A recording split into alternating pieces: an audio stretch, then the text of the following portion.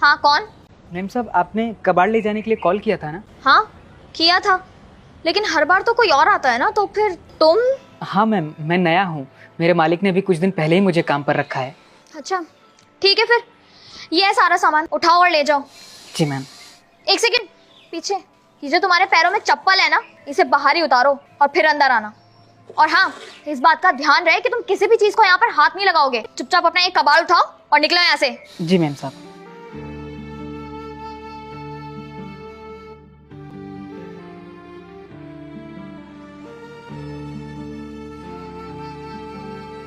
अबे ओ, ऐसे घूर घूर के क्या देख रहा है? इसे ना बुक कहते हैं और इससे पढ़ाई की जाती है।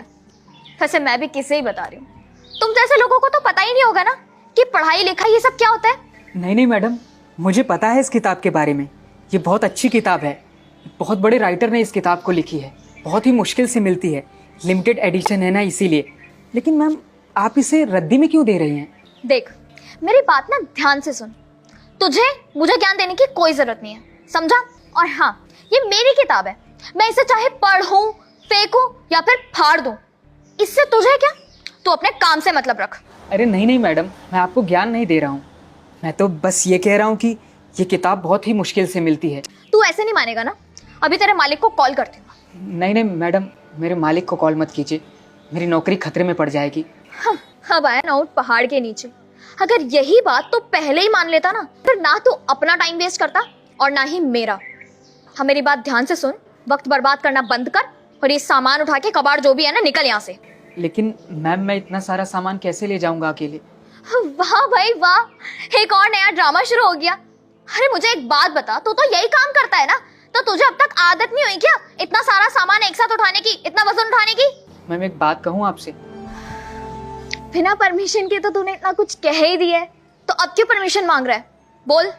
मैडम, पढ़ाई लिखाई करने का मौका ना बहुत नसीब वालों को मिलता है। वो बहुत किस्मत वाले हैं जिनके माँ बाप उन्हें अच्छे अच्छे स्कूल्स में पढ़ाते हैं, उन्हें महंगी महंगी किताबें देते हैं। मैडम, मुझे ऐसा लगता है कि आपको इन किताबों की कदर करनी चाहिए। और किताबें तो ज्ञान का भंडार होती हैं ना, इन्हें इस तरह रद्दी में बेचने से अच्छा है कि आप किसी गरीब बच्चे को दे दें जो सच में पढ़ाई करना चाहता है। मैडम, मुझे भी ना पढ़ने का बहुत शौक़ है, लेकिन हालातों की वजह से मुझे ये सब करना पड़ रहा है।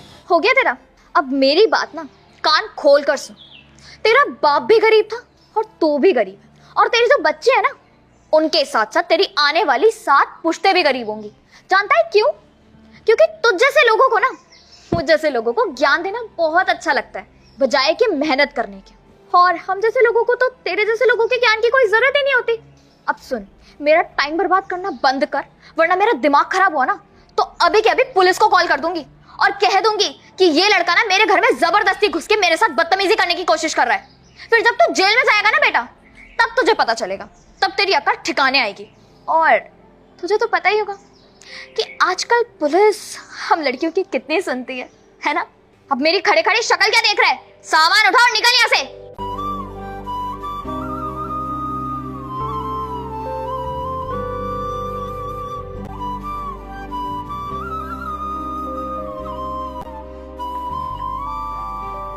अबे तू यहाँ क्या कर रहा है?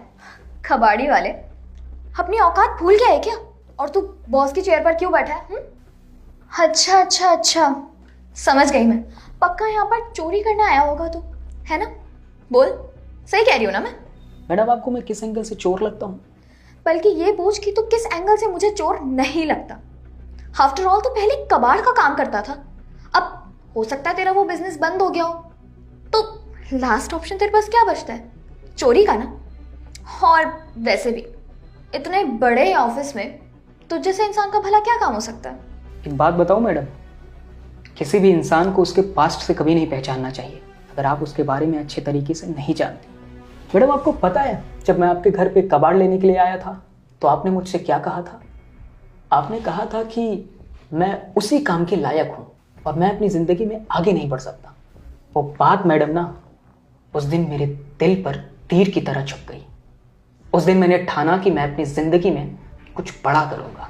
उसके बाद जो कुछ भी मेरे पास क्वालिफिकेशंस थी, मैंने उसी से आगे बढ़ने की कोशिश की। मैंने बहुत सारी ट्रेनिंग ली, बहुत कुछ सीखने की कोशिश की, और आज आपके सामने मैं बॉस बन के बैठा हूँ।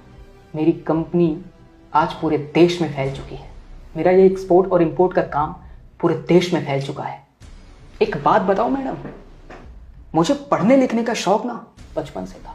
हालांकि मैं अपनी मजबूरियों की वजह से पढ़ाई नहीं कर पाया ठीक से, लेकिन जो कुछ भी मेरे पास क्वालिफिकेशंस थी मैंने उसी से आगे बढ़ने की कोशिश की, उसी को अपना आधार बनाया।